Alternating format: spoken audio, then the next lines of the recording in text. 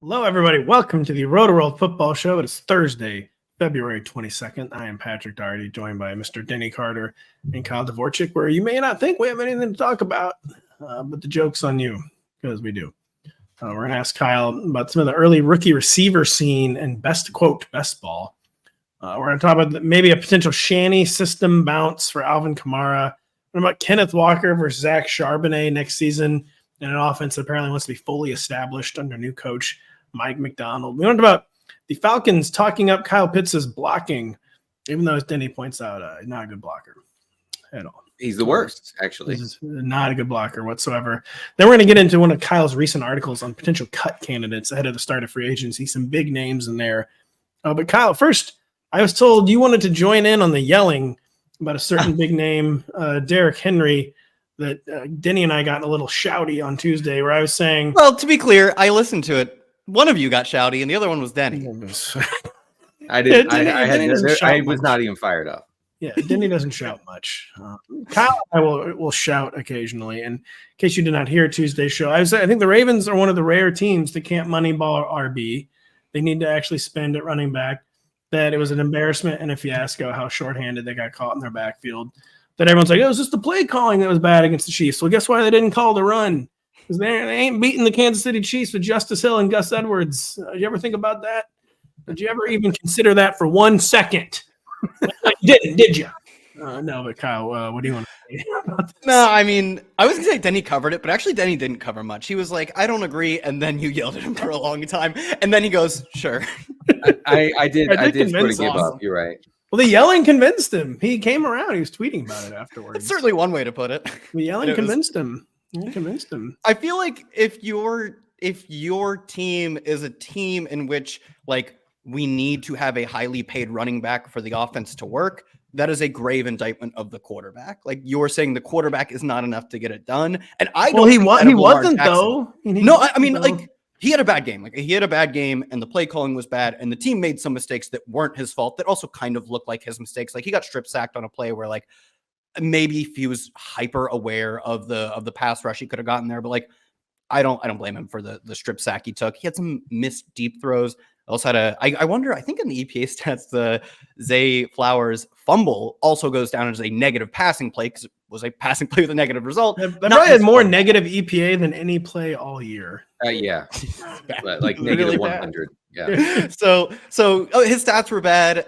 Maybe he didn't play as bad as his stats. But like PFF, who's grading, I mean, they're like film grading essentially, also charted it as his worst game as a passer of the entire year. 100%. He bricked out in a big spot, despite having a good game before that and a great MVP worthy season. But like, I think we talked about this a week ago where we're like, we probably overanalyzed the Super Bowl to death. Once we killed the Super Bowl to death with our analyzing just keep going 1 week backwards. At some point, dude, I can't wait to get to the Broncos game week 3 or whatever, Miami. That's gonna be so fun. We overanalyze that one to death.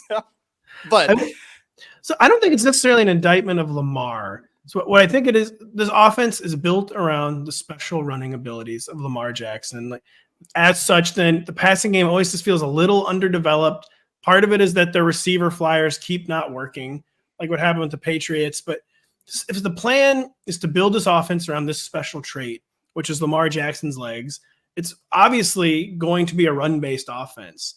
And I just think it's crazy to have a run-based offense where it's all on Lamar and you don't have like a plan. Like, so people are going to talk about the play calling today.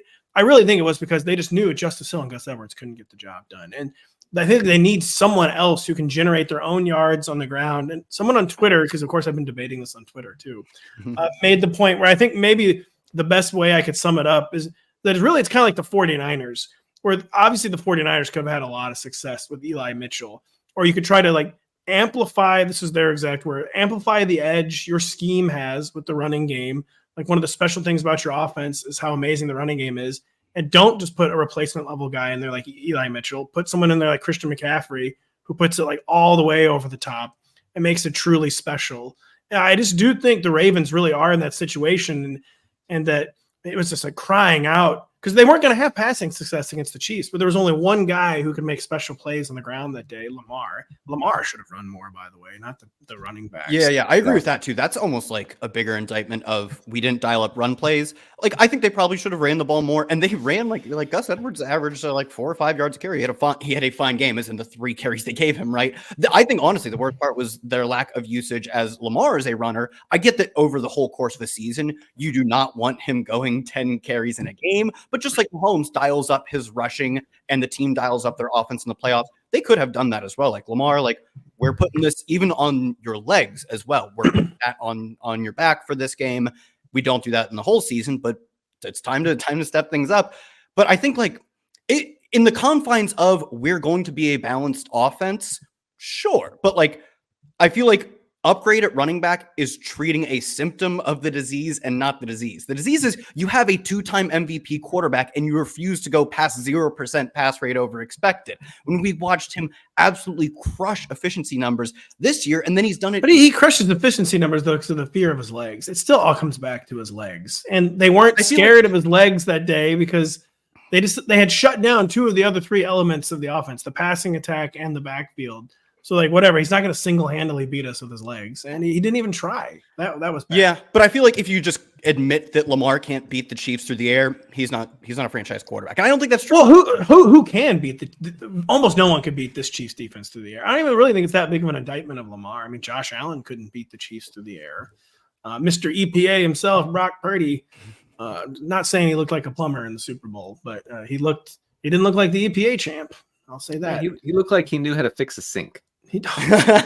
So we have someone in the comments right now on Twitch. This is not like a live question show or anything, but it makes a point to, if you're going to be a running team in a passing league, you got to be the best running team. And the 49ers leaned into that. I just think it was a missed opportunity for the Ravens not to lean into that more. Like it was a strength that needed to be accentuated and not just like moneyballed. I thought this all, as you guys know, I kind of complained about this like a lot on the podcast this year. So I wasn't like a Johnny come lately to this either. I was like, the Ravens need a real running back. And I think like 29 out of 32 teams at any given moment in the NFL probably don't need a real running back. And I also feel like through this, the analogy was sort of like, I especially agree with it more from the 49ers perspective of like, I think they actually do have to coddle their quarterback in a way, but like the way you guys talk about Brock Purdy is like, this guy is not a top 32 quarterback, but then make the analogy of like, well, the Ravens are that same situation.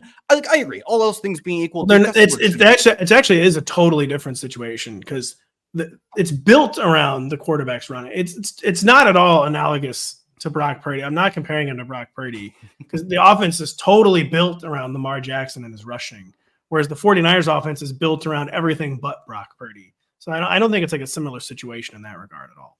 You know, I mean, I agree with that, but like as my analogy would follow, then you don't need to spend it running back. Denny said it briefly. But if you're run-based offense, why would you not spend? Don't be a run-based offense. But they're always going to be, though, because of how special his legs are, is the point.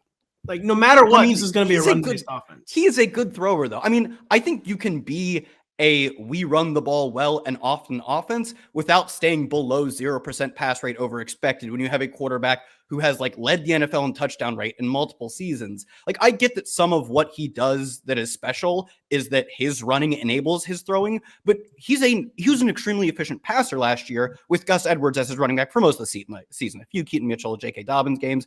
His running is what enables his great passing on top of him having a really good arm. I don't think adding Derrick Henry would increase the passing productivity of the game because it's hard to boost from where they were last year or where he was. MVP was 2019. I don't think to me, it's not about increasing the pass. It really is about making the running game that much more lethal and a strength that much stronger. They were also like third in EPA on run plays last year, though. Like, but what were they on run plays that weren't Lamar Jackson? It's just so. Gus has also had like I think he has like the most. Because I mean, his EPA though is also skewed by the threat of Lamar. So and that's another point. Like, if you can have this much success with like truly replacement level running backs, why would you not try to see what happens when you have an actually elite running back? I think it's an interesting experiment potentially to put a legit running back who can make plays himself, which, you know, Justice Hill and Gus Edwards are not making plays themselves. Where's your Gus now? I think it is an interesting experiment. I wanted to push back a little bit on the idea that like the Ravens are like refusing to pass it. Got his mic, but then I heard you were disagreeing with Kyle, not me.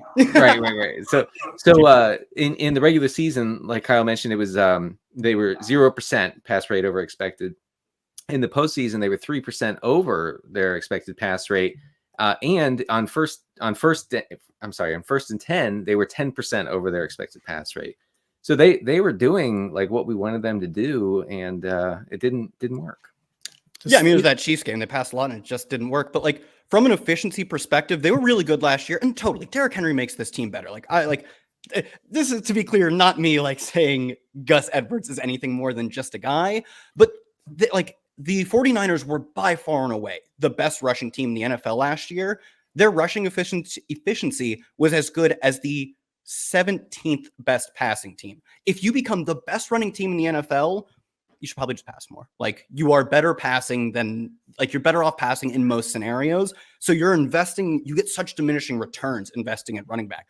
I think Derrick Henry would be sick on this team and they'd be a better running team. But I think the problem when you're a better running team though, it makes the passing better too. Just like by definition, I feel like. Yeah, I totally agree with that. No, I think that's probably generally true. But I think your returns are so diminishing that the gains you get by adding Derrick Henry over Gus Edwards move you from the third to maybe the second best running team because they're really good running. I will just say, but I think this part can't be debated. If they had Derrick Henry or even Jonathan Taylor, so this started with me tweeting a poll about Jonathan Taylor. Would they have won the game if they had traded for Jonathan Taylor? The psychological impact. You're not going away from the run after 3 attempts. Everyone knows that. At the very least, to me, it just spoke to how truly fragile it is to go moneyball at running back. When you're a run-based team, that is. Like the Ravens kind of exposed their own lack of belief in the approach. When after seriously 3 carries, all right, we're not doing it. We can't do this. But they're not a run-based team. You really don't think the Baltimore Ravens are. It doesn't matter what the play calling split is, what the pass rate over expected is. The whole offense is fundamentally based on the special threat of Lamar Jackson's legs. It just naturally. But under Todd Monken, I would not describe them as a run based team. I do think I would like. Yeah, they're like a neutral team. They're perfectly neutral. It's the thing. It doesn't even matter what the rate is. No matter what, it's fundamentally going to be a run-based team. I mean, but the special trait in the offense is the quarterback's legs. How are we judging it though? I mean, just because Lamar runs, drop back. It's the thing that differentiates this offense from every other offense. To me, that's why it's I will never not call it a run-based offense. That's the killer app, the special trait of this offense. They should invest if they're going to go in at a position. They need to go in at receiver. 100%. I don't. But they've tried this for half a decade and hasn't accomplished anything. No. They used 2 first-round picks on receivers. I mean, sign a proven guy. They used 3 first-round picks on receivers. Don't draft. I feel Bateman. Well, I was going to say Marquise Brown, Rashad Bateman, and Zay Flowers. They've done everything they can. To be clear, this is the argument that when back-to-back number 1 overall picks fail, I guess you don't have to take a quarterback high to get a good one. You got Dak Prescott in the 4th round. Tom Brady came at pick 895 or whatever they got him at. Most teams should continue investing at wide receiver. They've totally come up with Marquise Brown, probably just a guy, Rashad Bateman, maybe a 53-man roster level player, and Zay Flowers, I think good number 2. I don't know if I see him as number 1. They've gotten a pretty mediocre run out on these investments, but that's not an excuse to not invest. And think about the difference from they were a really good running team last year on the whole. It totally came up. I didn't say it came up bad in the final game. They just gave up on it. They were a really good running team. If they get Derrick Henry, they're a better running team. And I agree, they're probably a slightly better passing team. You're bringing Derrick Henry, the threat of Derrick Henry probably gives you more advantageous boxes to throw against. But that gain is going to be very marginal compared to replacing Nelson Aguilar with a first-round pick wide receiver. Zay Flowers had a bunch of yards. He also had a very bad fumble. After that, they had no one who got over 40 yards, and their next best pass catchers were Justice Hill and Nelson Aguilar and then Odell Beckham. That's the problem. That's the biggest problem. I also think having Gus Edwards is not an advantage of this team. No, it's a disadvantage. It's a problem, but it's a lower order problem because running in the NFL can only get you so far. It's good that they're an elite running team, but I do wonder about the broader philosophical argument where clearly running backs were overinvested in for decades in the NFL. But when you talk about diminishing returns by definition become diminishing when all 32 teams are taking the same approach at one problem. And now the problem of running back, all 32 teams are not taking the approach of it's like as replaceable as like a punter or a kicker, which I just think most people wouldn't agree with that. Or it's one of the most replaceable positions, but every position is going to still have irreplaceable 100%. players. And just because it's one of the most replaceable positions doesn't mean all 32 teams can afford to treat it as truly interchangeable and replaceable. And I think we've probably hit the limits now of teams being able to just totally disregard the backfield. There's two ways to move the ball. There are definitely teams that can improve more or less with different running back play. Like, dude, the Chiefs can put a true nobody back there. It probably doesn't make a difference. And they get a really good player. Should never spend another dime on running. Yeah, and they could get a really good player, and it probably also would impact them less in a positive way. And the 49ers are kind of the opposite, where their running back is such a feature of their team and helps them so much and is such a designed part of the offense that I think their gains and their losses are exacerbated by the player in that role. But that's still orders of magnitude down from if they get the best running back in the NFL, the Ravens do, they have a really good team. If they get Justin Jefferson, Lamar's probably winning 3 more MVPs. You have to shoot for those kinds of games. Do you really think that's true after watching this 100%. Passing attack for 5 years? I really don't. Listen, no, I think we would know by now. No, if you look at Lamar, we would know if Lamar was truly going to be that kind of quarterback. Lamar is never going to put a team on his back and win via the passing. Lamar. Well, this sounds like a strong argument to not have Lamar as your quarterback. No. Lamar is special because of the entire package. You got to trade him then. No, you don't. No, you do not. Lamar is not. He's got special traits that no one else has. So, but you have to, I think, accentuate and go all in on those traits rather than trying to make him something he's not. He shouldn't be a 35 to 40 attempt passer. He just shouldn't be. It needs to be about accentuating his special traits, which I don't think they're doing a good enough job accentuating his special traits. I would like to see Lamar Jackson drop back 40 times, not throw the ball 40 times, drop back 40 times. Let's see what happens. Let's see if I feel crazy. Lamar is not a guy who can put a team on his back. I don't agree with, but I do think if you think that, Denny's going to trade him. They should have traded him. Do not agree with that. I think you can. I just don't think they're doing it in the most efficient fashion possible. What don't you agree with? They need to do everything they can to accentuate his special traits. I know, but his running is one of the most special traits in the history of the league. It's not even just special for a quarterback or special. It's one of the most special traits in the history of the NFL. And I think they're squandering it if they're trying to have him throw 35, 40 times to friggin' Zay Flowers and Rashad Bateman. Go all in, make a lethal rushing attack, make a truly lethal rushing attack. I just don't think you can win in the NFL that way these days. Imagine you can't. You can't. The 49ers almost just did it. The whole issue, Pat, the reason you and I were successfully betting on the Chiefs in the Super Bowl was that when you coddle your quarterback and you face Patrick Mahomes, hand you your L, buddy. You cannot take it. And I think the coddling would be 100% different. But if you think that Lamar is so specific that he needs to rely on this run game, every quarterback is so specific is the thing. It's not even just a Lamar thing. Everyone has a unique set of traits that you need to go all in on and build around. And I just don't think they're doing it. The Chiefs are doing it. Mahomes is so special that you cannot do it with Mahomes and he can still win the Super Bowl. But I just don't think they're doing enough to take advantage of his special traits. Yeah, I just think the argument of how do you take advantage of it sounds like how do you build a 1990s offense? And it would be building a 1990s offense at this point might be an advantage. You're going to have to zag at some point. You have to zag at some point. You really do. Why do you think teams can't throw the ball anymore deep? Why they put 2 safeties out there and it's they've never seen a defense.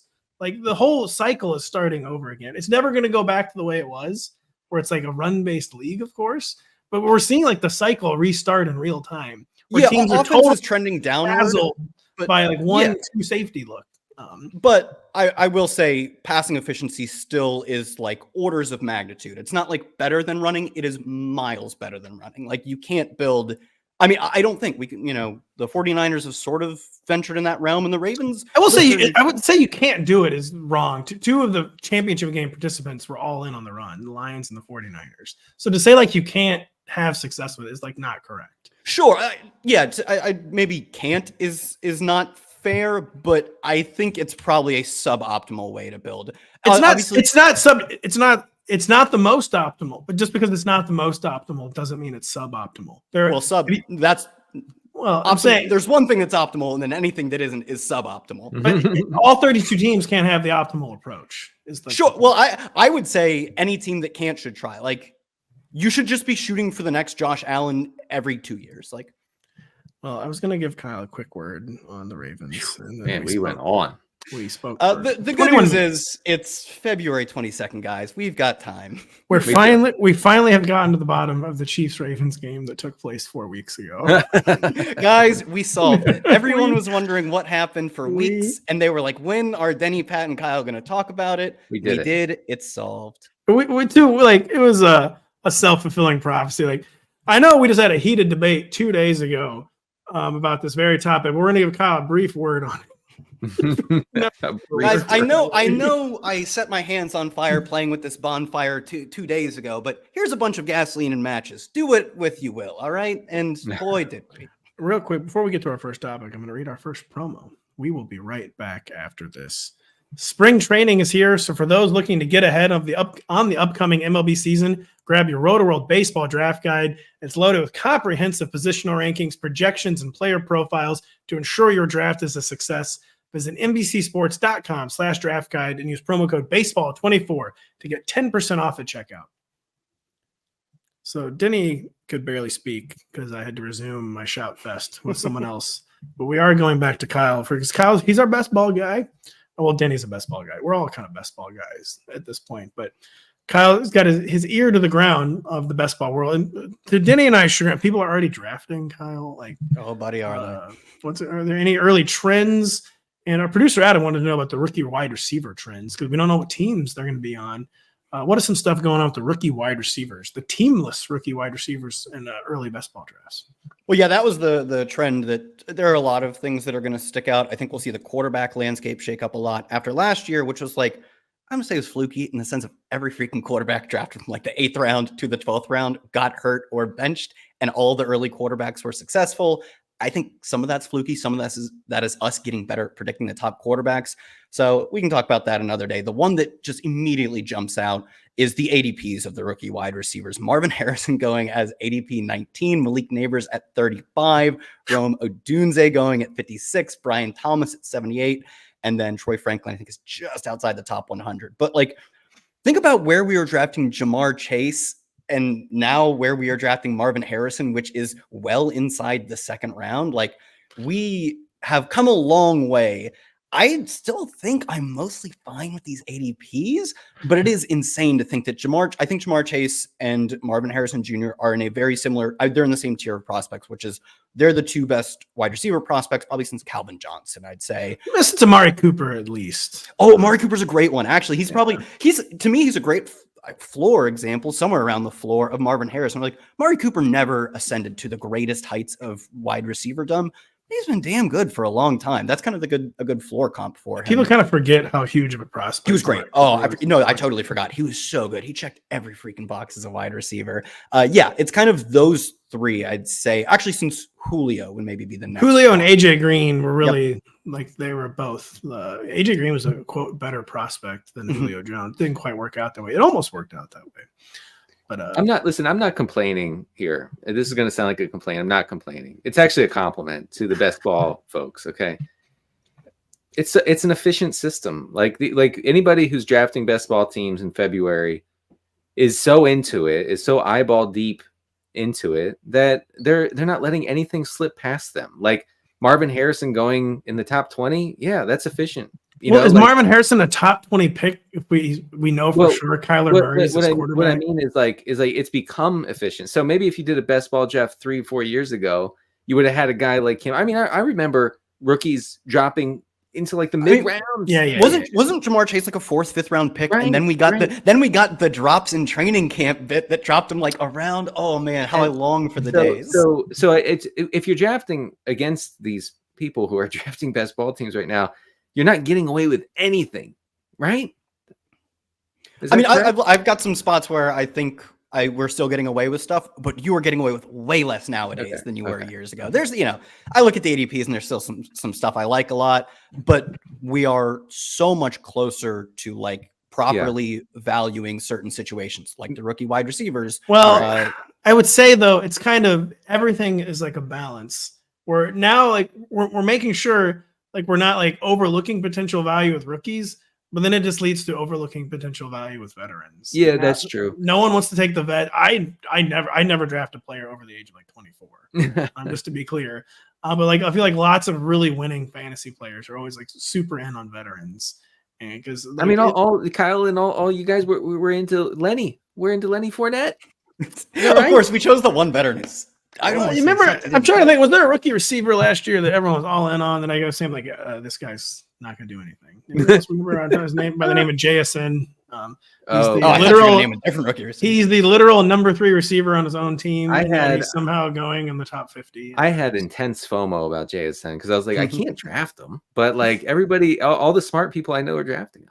I just genuinely did not ever understand that one. He was of the course, number I was 3 super receiver excited about on his own Quentin team. Johnston. I was very excited about Quentin Johnston. I was never excited about him because of Mr. Froton, Eric Froton. I called Eric one day and asked him to give me the breakdown on the prospect class, and he's like, he disappears for games at a time. I'm like, oh, that sounds good.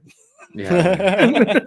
And it's funny. I was not in on Johnson as a prospect, and then he goes to the Chargers, and we've got all this Chargers hype, and I was like, let's not, be so overconfident that I'm some sort of oracle of receiver talent. Let's draft the guy who the NFL thought was talented on a good team. You know what? I should have been the oracle on that one. I should have said, no, not taking Quentin Johnston. Because I agree with Froton that I didn't think he was in the mix as a first-round receiver. I knew the NFL would sort of see him that way. And I was right. And I still drafted him a bunch, and I was wrong. So just real quick on Quentin Johnston. So it's frustrating when everything goes right and then it still doesn't work. So I thought, okay, well he's redundant. He's a redundant pick for a team that has Mike Williams. So Mike Williams is going to have to miss time this year. So I'm going to draft Quentin Johnston with the idea that maybe Mike Williams missed time, and then Mike Williams goes down with a season-ending injury. And I said, I'm in. It worked. Only it didn't work. Okay. Keenan Allen's taking up so many targets. What if he misses time later in the year? Then Quentin Johnston. What if Alex Erickson misses time? Then maybe. Say they had SoFi Stadium security guards running routes over Quentin Johnston. They really did. It was a huge bust. And he's get ready to speak Jim Harbaugh, buddy. Actually, he's probably a good fit for Harbaugh. No. He's a great fit in that they're gonna run the ball a lot and not pass. And they're gonna run the ball a lot, and then we're gonna pick our spots deep. And you better be open. I don't know. The thing is, he's not going to be open, and if he is, he's not going to catch it. Like I feel like we're going to be writing a lot of Quentin Johnston healthy scratch board this year. It is so true. Well, he probably. I just thought of something though, really bad actually. What is the one thing a coach loves more than life itself? It's when you have a blocking receiver. No, it's when you have a big game against them. And Quentin Johnston, didn't he go nuts against Michigan in the national semifinal 2 years ago? He had a good game, I think. Yeah. So Harbaugh is going to be remembered. Coaches do love that. This guy lit us up in the national semi. I mean, you literally see this in free agency all the time. Players who have a good game against a certain team are like, I think mathematically more likely than 1 out of 32 to sign with that team. No, it's true. He lit us up in Houston or wherever the game was played. That's pretty funny.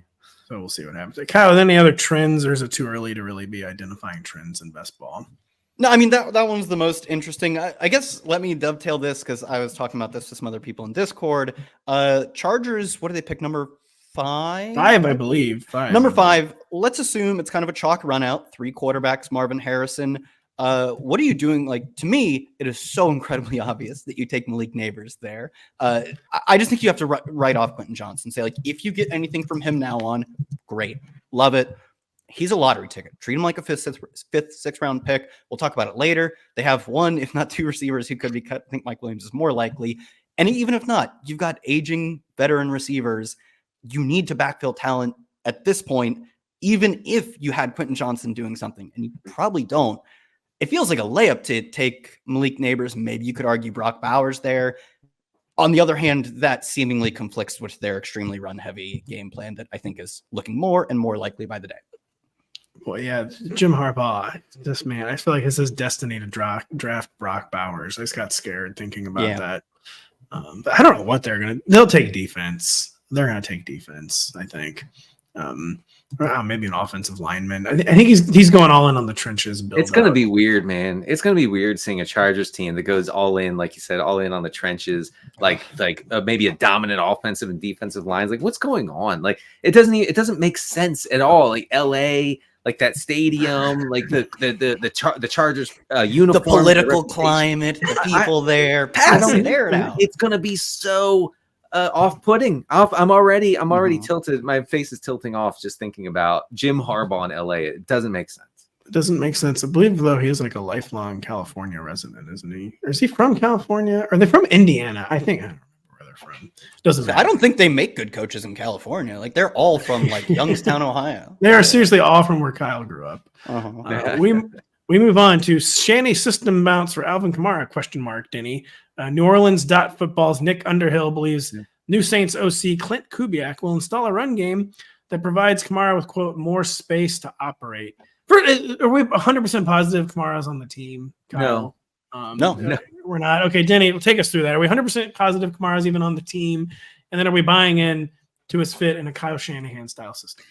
As many folks online told me, Kamara is a cut candidate. And so we could be talking about another lead back in New Orleans, whether it's a rookie or someone they pick up in free agency or whatever.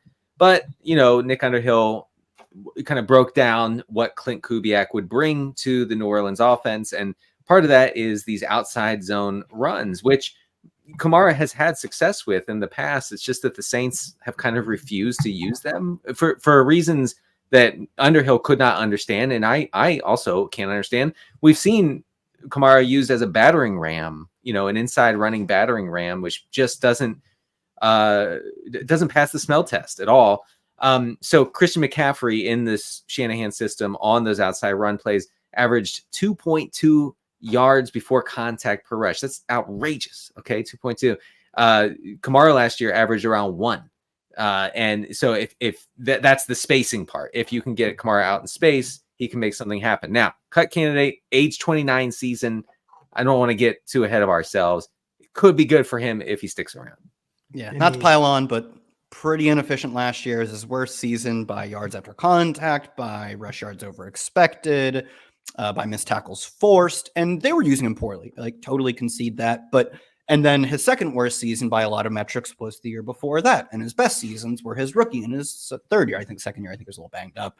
It's like the trend line is very clearly pointing in one direction. I do think a better running scheme will help ease the downward trend that all like athletes face. That's just how like time and the human body work. Well, and time for him is taking so many hits the past few years. They just have not been using him properly. He's got so many soft injuries too. Like they've used up his like running back life force. Basically. Yeah, he was still a really efficient pass catcher last year. Still crushed it in yards per route run and PFF receiving grade. And I think there's a strong argument to be made that just a lot of their inside running stuff should be handled by Kendre Miller. Like I think Jamal Williams under contract, but could maybe be cut. I forgot about Kendre Miller, man. Yeah, I know everyone, but you want to know who forgot about Kendre Miller? The New Orleans Saints, buddy.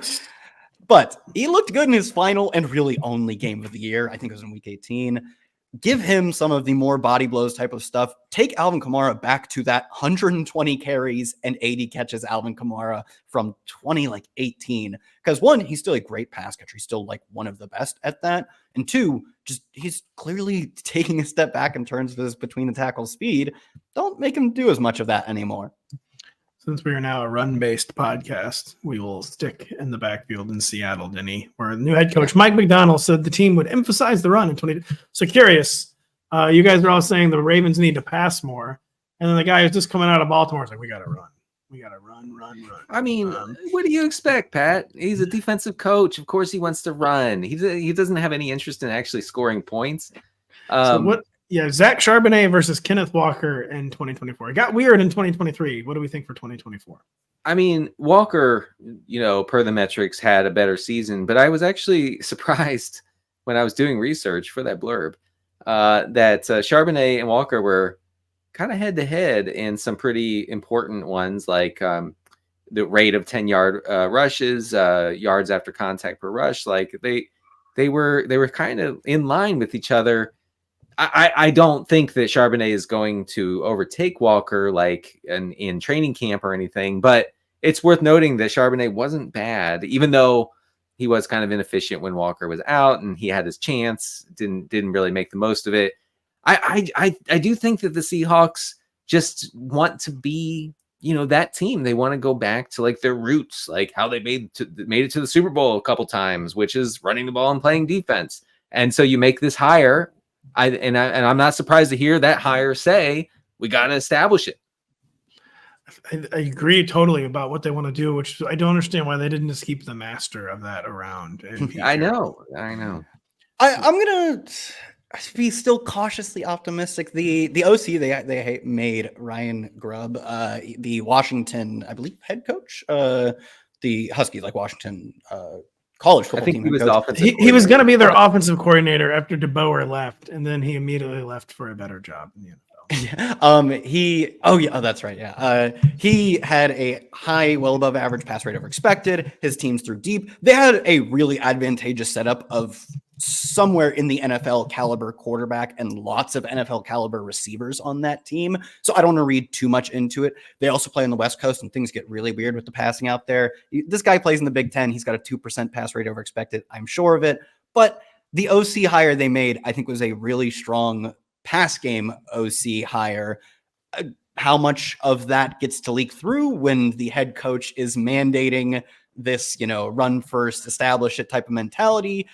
I don't know, but I'm going to choose to remain a little optimistic. Also, in the quote from McDonald, he said, like, I know this is coach speak. Like, yeah, what is he going to say? Like, we want to be one of these frou 10% pass rate over expected. Of course he's not going to say that. No coach ever says that.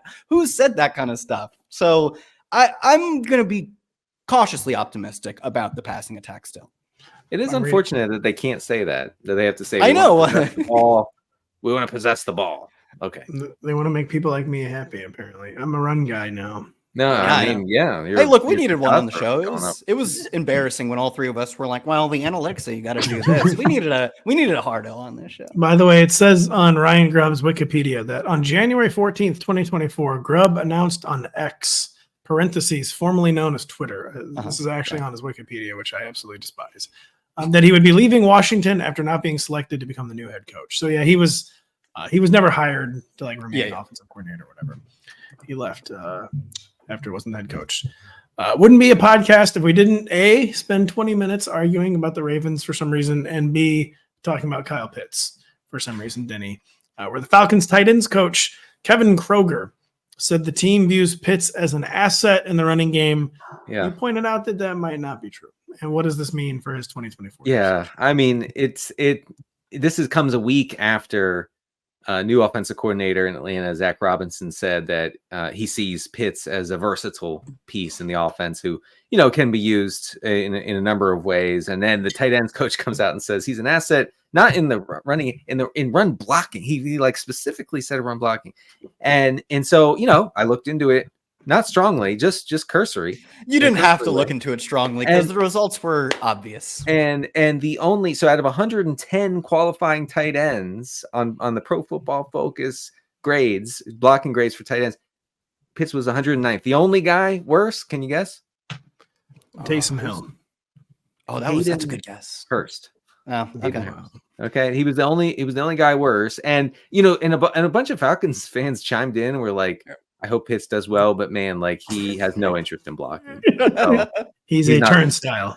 I will say 2 years ago and 3 seasons ago now, his rookie in his second season, he was just your run of the mill below average run blocker. Why would you have Kyle Pitts block? Well, I mean, you keep him out there because the moment, if you're only subbing him off for run plays, the moment Kyle Pitts is not on the field, you're you've very clearly tipped your hand. He was 53rd and 61st in run blocking grade, which is to say not good. Doesn't deserve any credit for being a run blocker, but maybe not the worst in the NFL. And that also goes along with the dude having a bum knee for an entire year. And not only did his run blocking stats fall off a cliff, obviously his receiving stats did as well. So I think he might not be so bad as a blocker that you can't play him on play action. But like, he's like the kind of guy. How could he be a good blocker? He's like 6'8". You know, can this guy really be a good blocker? Like, he's like tall and thin. Like Yeah, what? Like, come on, that's not. It's not happening. What's also not happening is us not taking a short break. We will be right back after this. This Saturday, the Premier League is back on NBC and streaming on Peacock. Watch Manchester City continue their hunt for a fourth straight Premier League title when they take on Bournemouth. Coverage begins at 12:30 p.m. Eastern. Denny, who's the best player on Manchester City? There's Johnson. I think there's Smith. You can't forget about Smith. Is England? You can always guess a Smith. Yeah. There, Erling Haaland was there in the promo. He's a great Nordic man. Wait, how do you spell his last name? Haaland. Oh, glad you didn't ask me, because I would have said, don't they have a Holland? Which would have been correct, just not phonetically. I believe he does Haaland. Yeah, Adam's pointing out Kevin De Bruyne might be their best overall player. Erling Haaland is their most explosive scorer. He's one of the most explosive scorers in the history of the Premier League. Why was soccer all over my TV this morning? I don't know. Or why were you watching something about Messi playing somewhere? They've been on like a global tour, and he didn't play a few places, and it upset a few people. And he's just enjoying retirement, even though he's playing. He's enjoying retirement with Miami FC or whatever. So it's like when a member of the media retires and starts a podcast. Yeah, kind of. Oh yeah. That's definitely a good comp. It very much is. This is his podcast. I believe he didn't play in Hong Kong, and they were very, very upset because the only reason to ever go see the Miami MLS team play is, of course, if Messi is playing for it. Wait. The Miami MLS team travels worldwide? You travel worldwide when you have Lionel Messi is the deal. Okay. St. Louis City FC just won their first game in the North American Champions League, Denny, but you didn't know that.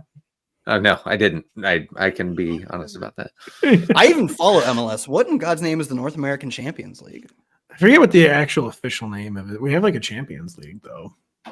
That's not the...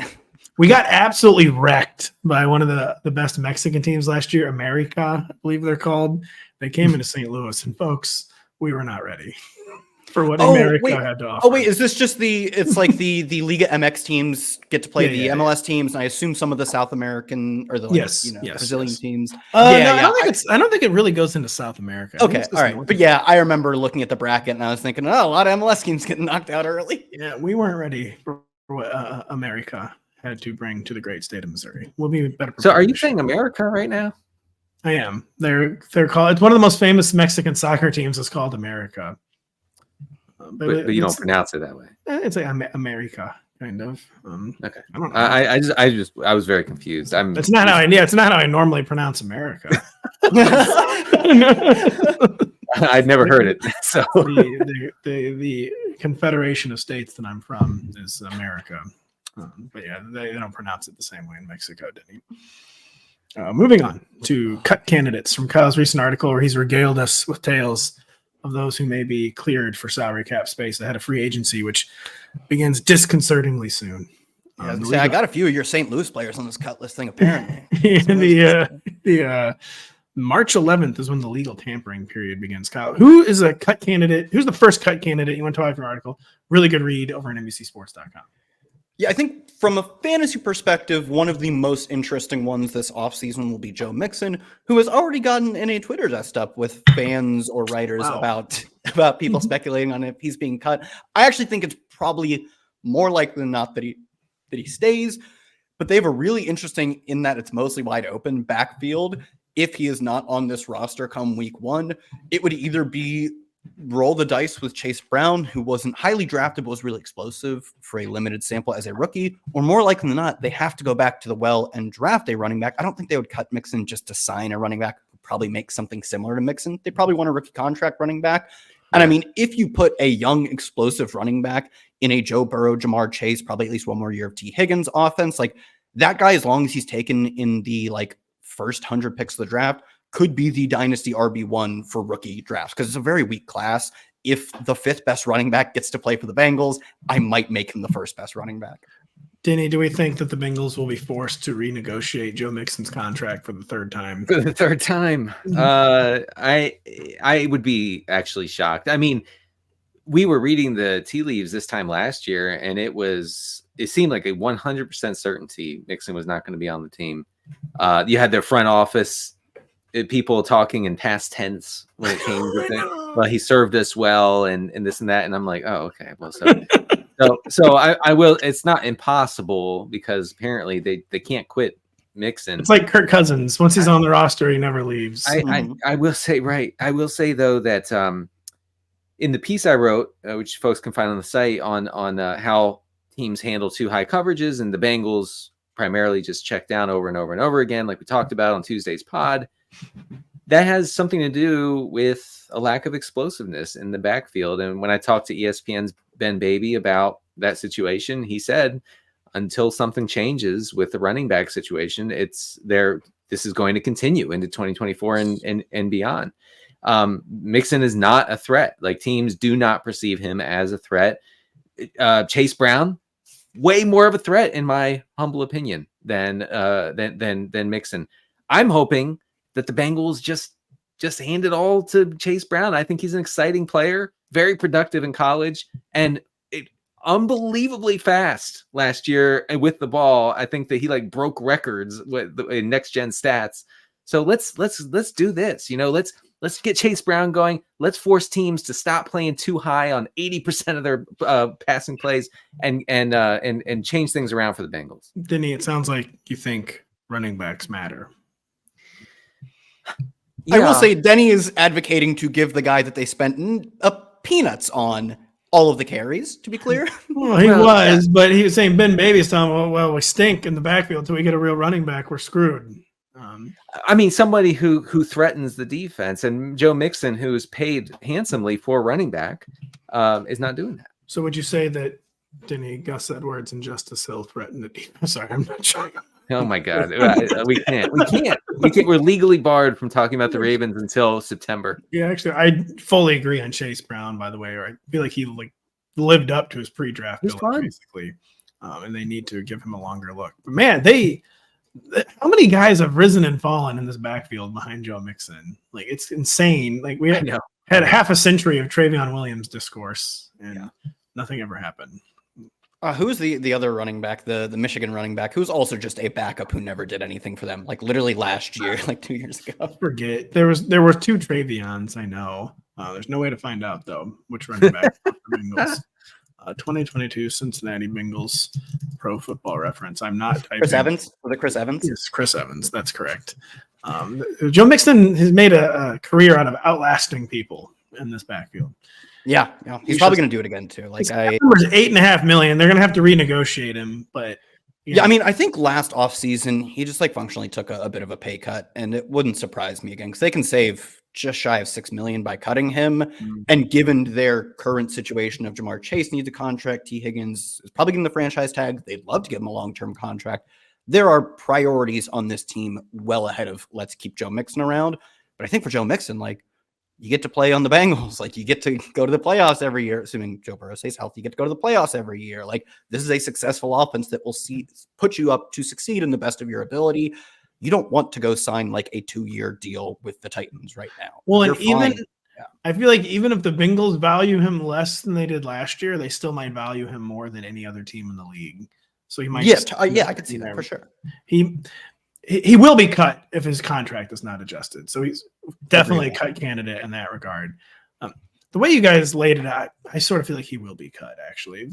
With T and the Jamar situations, I don't really know how you can – it's almost untenable, even if he renegotiates to keep Joe Mixon. But, Kyle, who's another cut candidate from your article?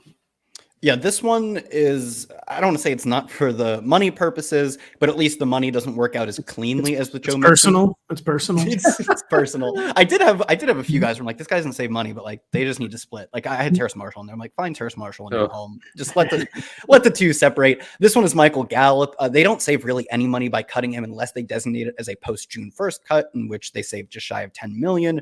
But I mean, Gallup has a top 24 cap hit for a wide receiver in 2024. He was 68th in yards per route run. They platooned him with Jalen Tolbert, who, if you remember, Jalen Tolbert was like last year, as in like now almost 2 years ago, was like the offseason hype. And then the moment he stepped on the field in training camp, this guy's not an NFL caliber player. Yeah. They platooned that guy with Michael Gallup over the second half of the year. They're almost splitting the wide receiver routes perfectly evenly. So I think it's more of it's time to move on from this guy who, just because of sort of bad injury luck, it seems, at least, because was it a torn ACL? Like, it was an ACL, and it was 2021. Yes. And it's a reminder that they usually go seamlessly these days, but there are still times where they do not go seamlessly. Yeah. He was never the same. Never the same. And also just a reminder too, there are different degrees, like different degrees of athletes where like some guys can afford to lose 5 to 10% of their explosiveness. Michael Gallup probably was always, we should have known, was not that kind of athlete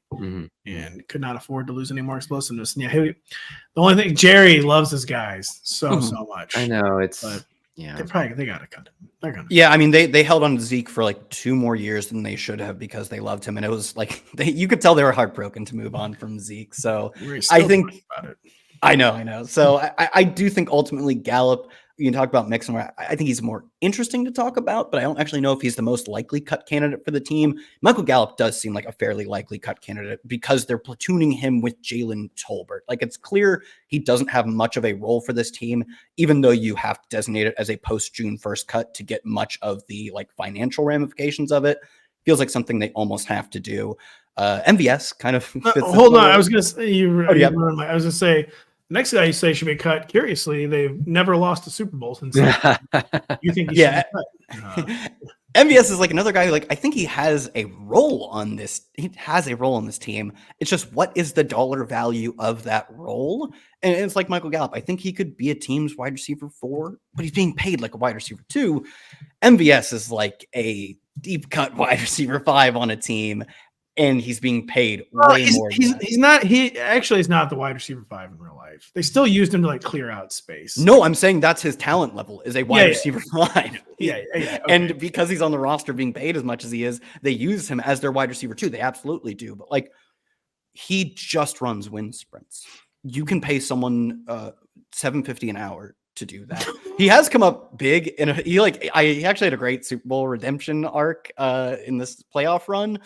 But he's a player who just has contributed so little to the team that could use an upgrade at receiver or receiver 2 if you want to crown Rice the wide receiver 1 so desperately. And this is such a good draft to be taking a late first round receiver. It's the deepest draft at receiver in years. So to me, the cap ramifications make a ton of sense. They can save like $12 million by cutting him, and it's a easy time to backfill his role.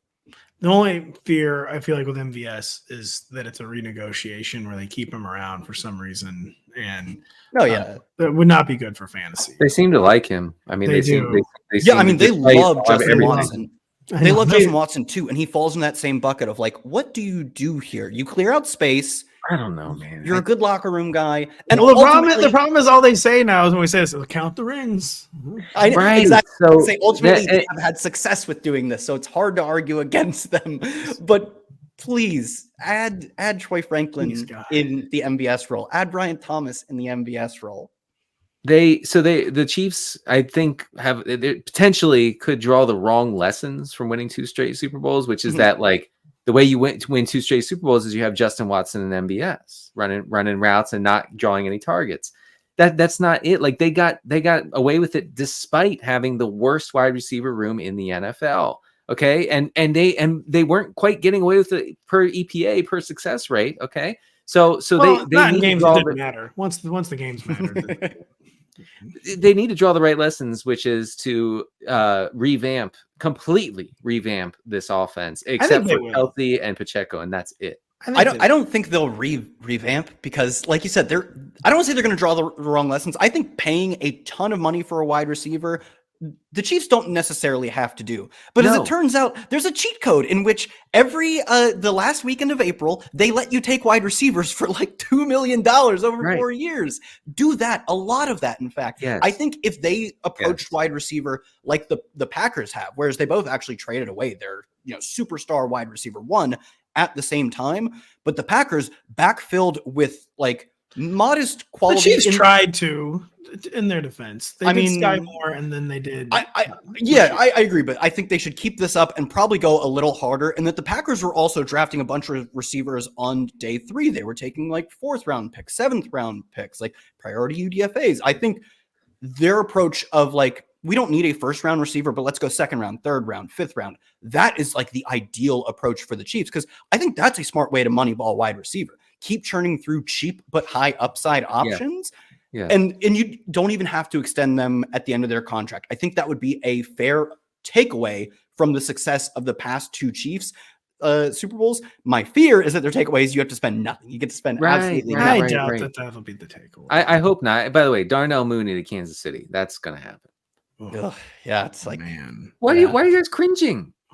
Why not? What's wrong with that? You can't be the only one that thinks a team full of Darius Slaytons and Darnell Moonies could wreck this league. Oh, wait a second. Right. Darnell Mooney is Jerry freaking Rice compared to what they have now. Is he? Darnell Mooney, he of 414 yards last year. He of yeah, did it? He was so good. The year before that. He was so good. Stop. I don't want to hear anything about some like boomer counting stats. Okay. He was so good. Darnell Mooney would be an upgrade over MVS. I think he could do some of the clear out stuff. I was told Mahomes could make anybody work. So let's see it with I mean, Darnell Mooney. He did make them work. Like again, like I want more upside, more excitement, but like actually Darnell Mooney, if he's cheap, would honestly be a good. And Darius Slayton, who I've kept both of them on my dynasty team. I'm totally down for Darius Slayton too. Slayton needs to happen. Slayton is like a top 15 receiver. Yeah, unfortunately Slayton is, I believe, under contract for this upcoming season. The good news is his team hates him and tries to cut him every year. I never understood a team relationship less than I do the Giants. Like and Darius every single training camp, I'm like 100% he's going to get traded for a 5th round pick, and they'll have to give up a conditional 7th, and they just keep him every time, even though they very clearly don't think he's one of their best receivers. He also proves them wrong like 2 to 3 years in a row. He would also be like a great fit of like moneyball clear out guy, except probably better than MVS. He did commit a season-ending drop against the Vikings 2 years ago. We digress. Forgive and forget. Forgive and forget. You think they're going to cut Darren Waller though, and not Darius Slayton? Curious. What's up with that, Kyle? Yeah, I mean, I don't know if they cut Darren Waller because it would be so soon to cut bait on a player they spent a lot on. But I do think among the more obvious from an outside perspective, not, sunk costing it as much, Waller makes a ton of sense. He's going to turn 32 at the start of the season. He's appeared in 28 games over the past. Cannot stay healthy. 28 games over the past 3 seasons. 552 yards in his first year with the Giants. Actually, another team that I think would greatly benefit from we need to backfill not receiver 1, but receiver 1 through 5 is the Giants. So if they don't end up going wide receiver early, I'd love to see them take multiple shots on wide receiver on day 2 and on day 3, because they have some solid role players, and maybe they don't need the true number 1, but if you don't have that, you need to run 4 or 5 deep. And right now they run 1.5 deep, maybe. Darren Waller might be more of like a renegotiation candidate. He has no guaranteed salary left, but there's no chance in hell this guy is getting $10.5 million this year. Like, no chance in hell. You said he has no guaranteed money left? He has no guaranteed money on his 2024 salary. He might have like a bonus or something, but of his $10.5 million salary, none is guaranteed.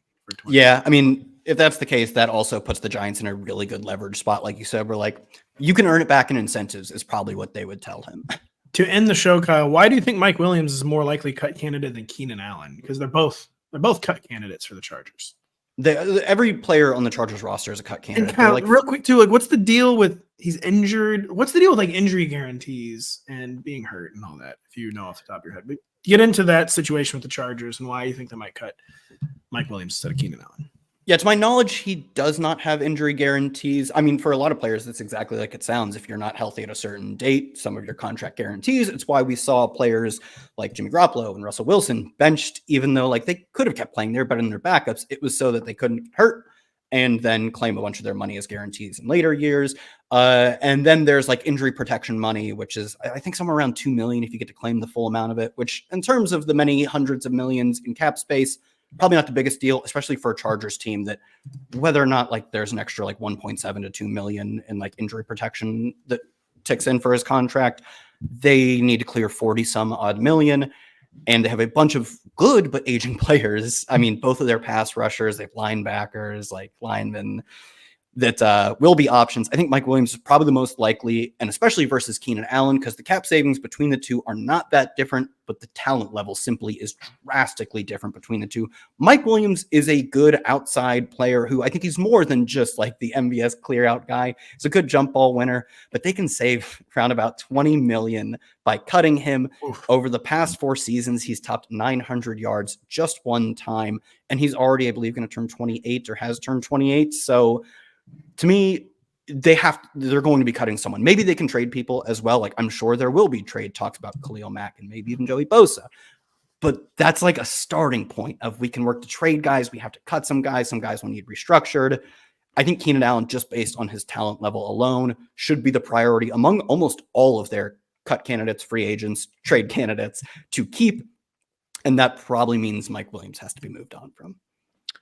Well, I wasn't sure how we'd get to 60 minutes today. So it We did wasn't it. the goal. And Folks, we got him. all we had to do was pour gasoline on an already simmering debate that we cannot stop having.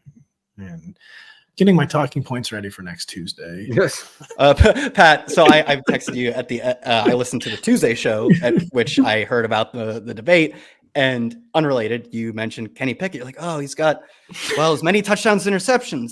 Oh my God, he's got under a 2% touchdown rate. Holy crap, he turns 26 this year. And then 10 minutes later in the show, you go, he turns 26 in June. Yeah, I know. It was, oh man. It'd be a little better if it was December. Exactly. That's what you said.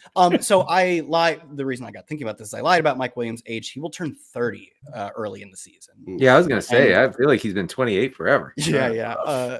He'll turn 30 early in the season. He's got 900-yard year in the past 4 years. Injuries, not the most efficient receiver. It's not like when he plays at a high level, he's a top 5 receiver. And this team has so much money to clear. Listen, yeah, if you're going to be 26, at least turn 26 in December. That's all I can say about Kenny Pickett. So, wow. Yeah, really good stuff. Thank you so much. Check out Denny's articles. Denny's had a lot of good stuff on the site. Kyle's had a lot of amazing stuff on the site. I've got my season's review still up. Got to get to work on my free agency content. What are you doing for it? Probably need to text DJ about that. Denny and I, Denny, are we? It's on air. Are we going to tag team this primer again? Didn't we do that last year? Are we? Are we ever? Yeah. Free agency primer will be live sometimes next week. We're going to have a lot of free agency content. We're going to have a lot of combine content next week and this week for Mr. Zach Kruger. Check that out too. Eric Froton's going to be getting in on the game. He's going to the combine. So for Denny, for Kyle, and Pat, thank you so much for listening. Thank you so much for enduring our Ravens argument. And we'll be back next week.